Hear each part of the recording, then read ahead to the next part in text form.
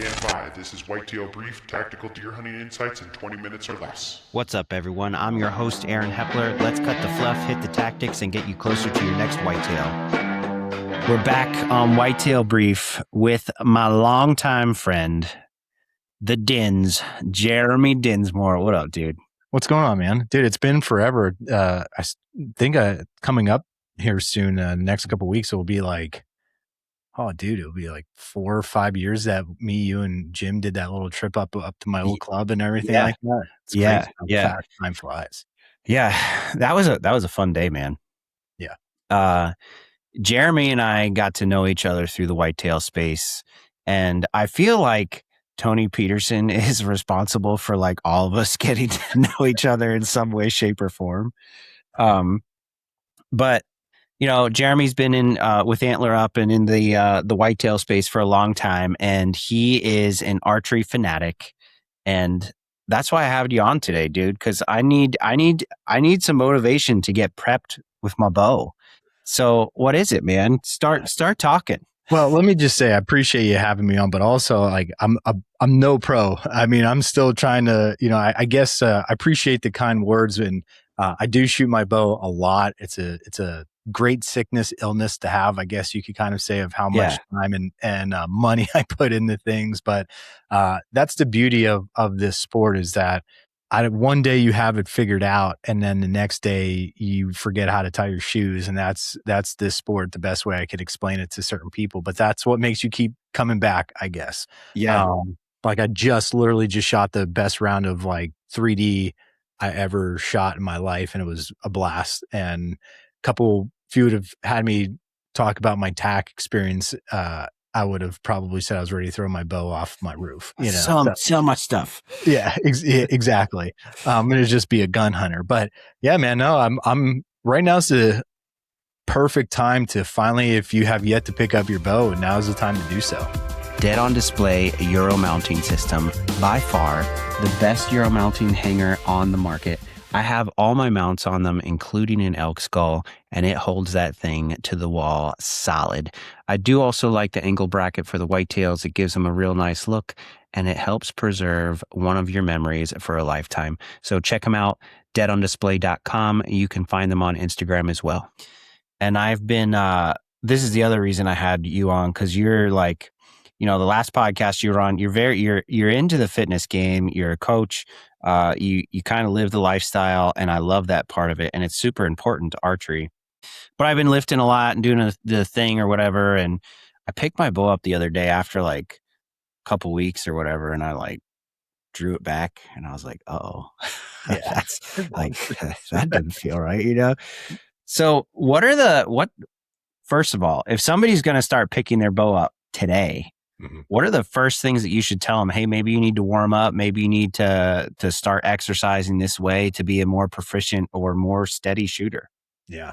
I mean, right off the rip, I mean, I go back to my sport playing days of you might look funny, but just doing some basic arm dynamic warm-ups, doing kind of look like a robot. If anybody's into baseball, and if you were a pitcher, or if you watch some baseball games, or if you gone to any, you look down in the bullpen, you see the relief pitchers walking back and forth, and they're doing like these weird arm movements, making W's, going out wide, doing some internal external rotation stuff. Those are great things if you don't have like a little small thin band on hand. Yeah. Right. Those are the key things. And you could get as simple as arm circles and more static holds, whatever it be, and throwing some push-ups, and, let some rip close by, practice on some hold and doing some blank bailing and up at close range. But man, right off the rip, doing some of those shoulder movements, getting the rotator cuff muscles going, working, those are going to be key. And that's where I would start. So like, even right out the gate, if you're just picking it up, do those stretches, and don't think you're going to sling 100 arrows. That's not going to help you the next couple of days. Like, do a couple, set yourself out, maybe set 10 to 12, do a dozen, and build from there. Yeah. So let's say somebody is they're going through the motions and they're doing some of these exercises or taking your suggestions right now, and they're still having a little trouble, but they can get a couple reps in, whatever they're feeling a little bit better about it. What is a really good way for them to tell if they're overbowed and maybe they need to drop their weight back? Well, I would say like if you are, there's a true, if you are able to sit on your butt and hold your bow out and not sky draw, not if it goes back where you're not lifting a butt cheek off the ground or trying to really anchor into the ground and you're able to just pull back and come at full draw anchor and settle that pin, I think you're golden, right? If you are having a hard time doing that up until that point in time, it might be a good idea to take that Allen key out to your limb bolts and back it out a little bit. And also too, like I get it, usually too, that first time you draw the bow back, you're going to get that, that first, that little, noise out of your system. But as you're holding it, like you should be able to hold that back for a decent amount of time. I mean, obviously you can mess with let off and that gets into fine tuning things. And that's a whole nother long, full episode of conversation. But I mean, if you feel very unstable, if you have a hard time getting your bow back and staying inside your peep at full draw, that's where something you could look at as something wrong with my draw length and is the bow, too heavy for me to pull back.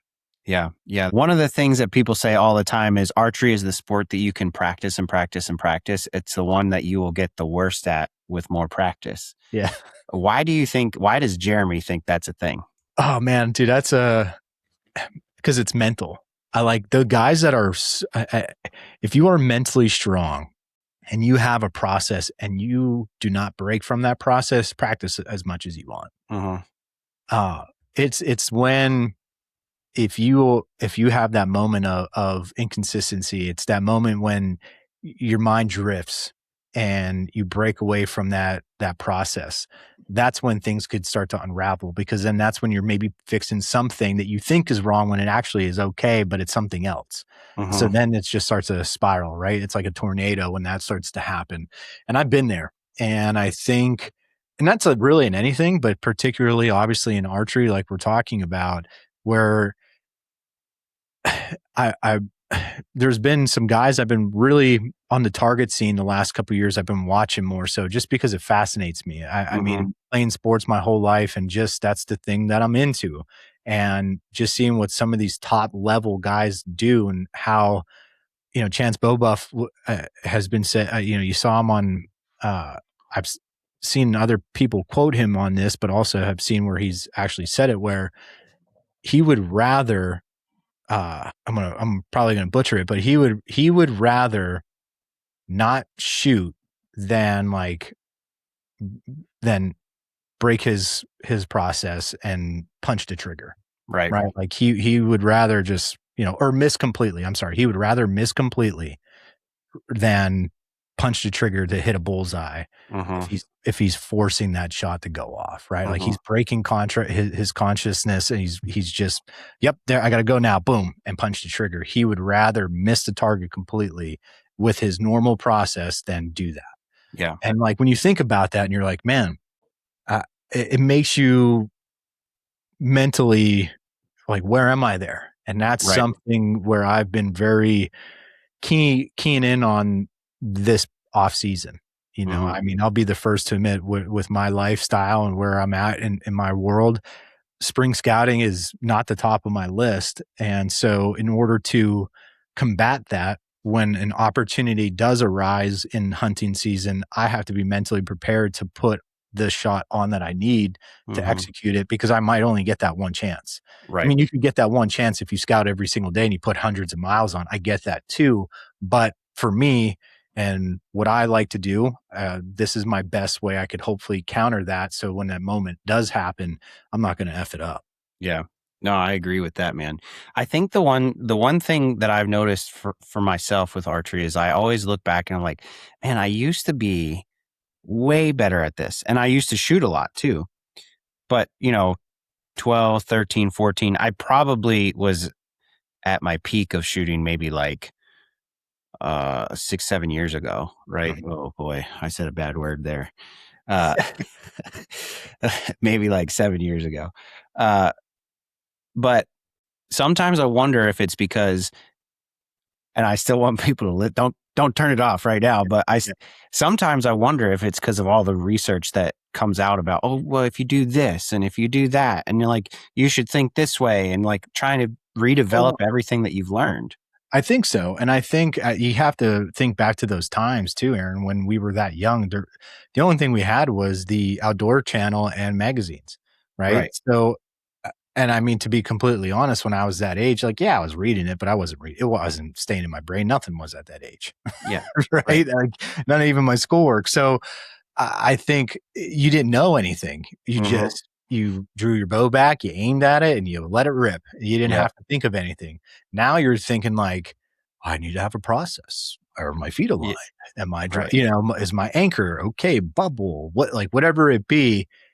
That's what I chalk it up to. Like now you're aware, and there's so much information out there now to digest it, which is great. I mean, you have these kids now coming in that could shoot archery, and they're already 10 times better than we are. You know what I mean? And they can't even drive. Right. So, well, that's the thing. Yeah, I agree, man. Because like I said, it would be one of those things where when you hear about target panic and then you go out in your backyard and be like, oh, maybe I have target panic. I should pay more attention to if I have target panic. And you didn't have target panic before. Now you're probably gonna, you know what I mean? Yeah. And you kind of just got to break out of that and be like, nah, like I don't. And if for me, I'm kind of I guess a demand shooter. I don't know, like a command shooter, I guess. Yeah. And I don't, like, usually I use a trigger release, and if I'm doing a pull through, I'm pulling and I'm like, whatever, but I'm trying my best not to punch a trigger, which has always been a thing. Yeah. But I like to hold on the target. I don't like to float, because if I float, my arrows go where they float to. You know what I mean? Like, I just can't do it. Yeah. But otherwise I can. And we've shot together. You know what I mean? So I think that's kind of like something is kind of just make your own like, sure, take some tips here and there, but like, just remember you're not the same as that person. Yeah. I'll chalk a lot of things up to baseball. Now, obviously that was my sport. That's the sport I coached for many years and everything. How many batters have different batting stances? Right. Every single one. Right. Yeah. So I always chalk it up to whatever works for you. If you're having success, go for it. The one thing, especially at like, will admit, like when I was starting to get into it a little bit more deeper into the weeds of things, it was one of those things of, oh man, people are going to judge me.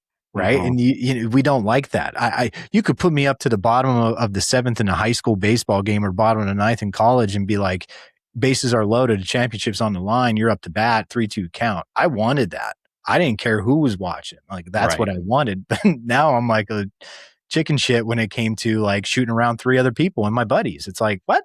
You know what I mean? It's such a weird dynamic, different thing.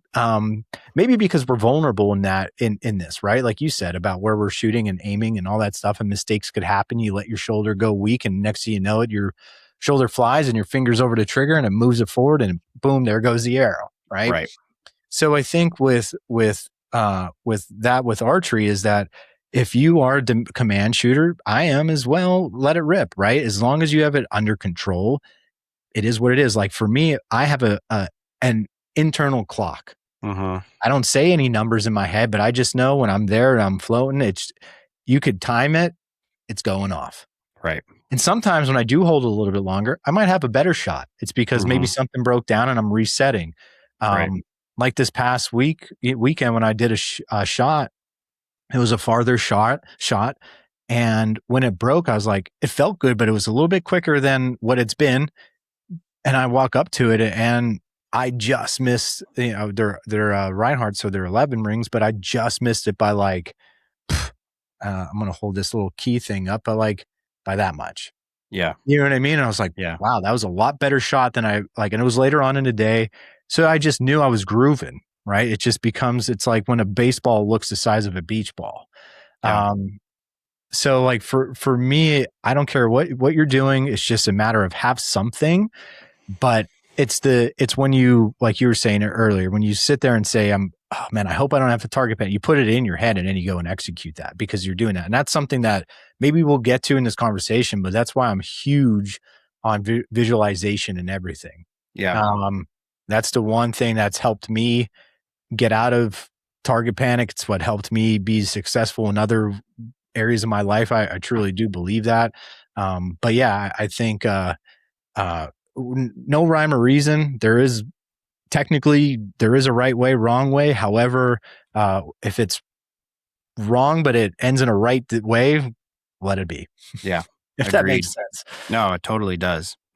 So when we get to this, when this episode comes out, there's like 3 weeks to the special regs in PA, and there's like a month and a half almost to the opener of archery in PA. And now obviously there's Western states that are already rolling with Western game and maybe some deer here and there. So let's say somebody's like, I picked my bow up last week and I'm really struggling. Maybe it's not with the weight, maybe it's not with the mechanics, but they just can't group arrows and they're worried about, hitting the pie plate, like the old men always say, oh, if you hit a pie plate, it's fine, which we don't have to go down if that's right or wrong, but just the saying.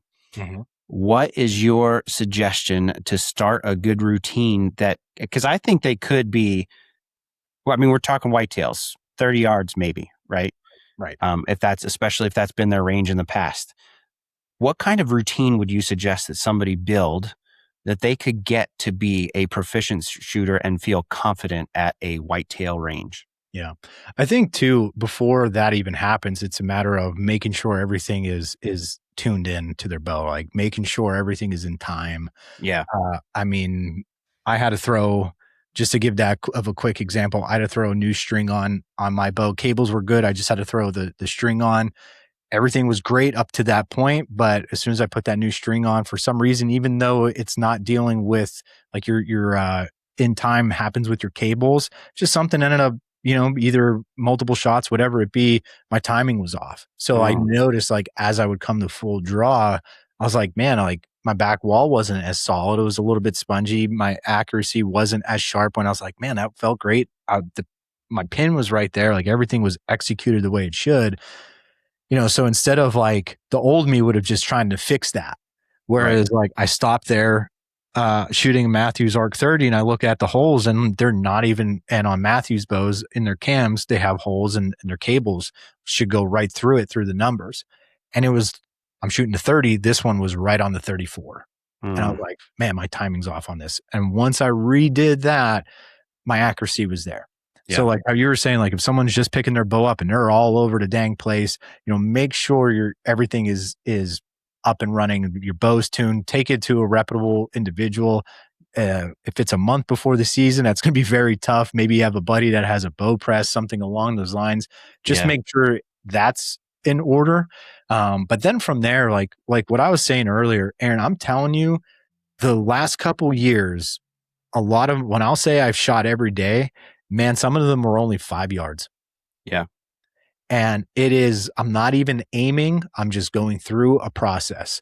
Right. Sometimes I'm not saying anything in my head. It's just repetition. And it did me wonders. I mean, I went from doing that, okay, I'll go out to 20, 30 in my yard. And it was like, okay, tomorrow I'm going to go shoot Montage Mountain, or I'm going to go shoot attack, and I'm shooting over 100 yards and I'm diming them in there. Right. Right. So, I mean, you don't have to do that. It's just a matter of like getting those 5 yard, we call them busted, garage hero reps, like 5 yards, get them in. And once you feel comfortable being repeatable with your anchor point, with your grip, it's those little things that make a huge difference. It's like the playing baseball. You got dailies every single day, doing ground balls off the ground, doing this, it builds into, as the game happens, the game should come with ease. You don't think about it, you do. Yeah. That's what we want that's the way I'm training now, to make sure when that opportunity comes, I don't think, I just do. Yep. And have fun and execute. So if you are having trouble with that, starting close, build that confidence. Confidence is everything because it's up here. Yep. Right. Like Yep. you do all the scouting, you do all the physical work. Once you're up in a tree, in a saddle, a tree stand, in a blind, whatever it be, now you're just waiting. Now it's just all in the mental game, right? Like, don't let that one intrusive negative thought come in. And set a distance limit. I know 33 sometimes looks so close. Yeah. But man, those suckers, like I was watching a video of me shooting a deer and like 28 yards, and it was a perfect shot. But like in the moment, she ducked right into it. And I'm like, right. Luckily she did, because if not, that was going right under her. You know what I mean? Like, it's just weird. And man, did she duck. And it's just, that was from a couple years ago, but it's so fascinating with that, how certain things you could do everything right, but that could go wrong. But man, just get out there and shoot those short ranges, build that confidence up, slowly build. And I mean, it's a matter of draw back, shoot your next time. Like, you're maybe not going to shoot. Hold it for that, like set a timer. I still will do that. If things seem to be speeding up or I'm getting off, I'll grab my phone. I put a little extra time on it. So then I'll watch it when it hits a certain number. I go through my process, I draw back, and I'm just holding until that buzzer goes off, and I slowly let down. And during that time, I'm letting that pin, try to be floating around and hold it, and just know that, like, once it's on, I'm not whacking. Right. That's the worst thing you could do, right? So what I'm trying to do in those situations is just build that strength up, build that aiming process up, and then that next shot. So shoot one, draw back, hold for an X amount of time. That third time I draw back, I'm shooting. Fourth, and do that 12 times. So you're getting 6 shots, and then maybe those 6 other ones with your finger. If you're shooting a thumb release, Stan has those like a pin you could put in where you it won't go off. Man, you could even get your thumb then over the trigger. And not go off. Like, how nice is that? You could get mental reps in. Again, big visualization guy. So like for me, I'm now shooting an index again. So like for me, it's just a matter of like, I know I'm drawn back and I've gotten to relax my fingers now instead of being like closed grip and doing that.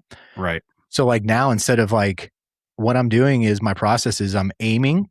And then once I know I'm on, I'll just bring that index finger over. I'm saying like, here we go, squeeze, squeeze. And then like, whether I command it, whether I pull through, whatever it be, it's going. Right. But at that point in time, I'm able to practice and hold my finger there and know that it's okay. Nothing's going to happen. It's not just going to magically go. You know what I mean? Exactly. Yeah. So those are huge. And big guy on mental reps. Yeah. I like that, man. It's actually, I think all of that is better than shooting your 10, 15 reps out in the backyard and having them be all over the place, You get that because you're not taking 10 or 15 shots at a deer, you're taking one. Yeah. So, and that might be a thing. Like maybe you do have to shorten your range. Like you have to be realistic. If you're at this time of the year and you're only picking it up, or maybe you've been struggling with something, like, you don't have to shoot a deer at 40 yards. No. Like, you don't have to. Just because everybody else does, you don't got to do it. You know what I mean? Yeah. Because it's going to bum you out more if you hit that deer or do something stupid or whatever. It's going to be, then you got to find just a way to tell the story that makes you look like not a bad guy, you know? Exactly. And we all know it, so just, we've been there, right? Like, and it sucks. It does suck. It sucks too, even when you do everything right. Yeah. And that still happens. It's a heartbreaker. Yeah. Dude, these short whitetail brief episodes go so fast, but I'm so glad we could make this happen tonight and get you on, because I've been looking forward to this conversation. So thanks for hopping on, buddy. Yeah, dude. Appreciate it. Where can the peeps find you? I got YouTube, Facebook, and obviously on Instagram. It's just Antler Up. If you go on Instagram, it's Antler_up. Got a YouTube channel, Antler Up Outdoors. Same thing for Facebook, like I said. But also just hanging out with the girls now and trying to get all the honey-do list items checked off before the season rolls around. I don't know where the hell I'll be going, but for sure, PA, hopefully Ohio, maybe Wisconsin, Maryland, who the hell knows? So we'll see. Yeah, buddy. Yeah, buddy. Check them out. I'll put the links in the show notes. Thanks for coming on, dude. Appreciate it. Thank you, man.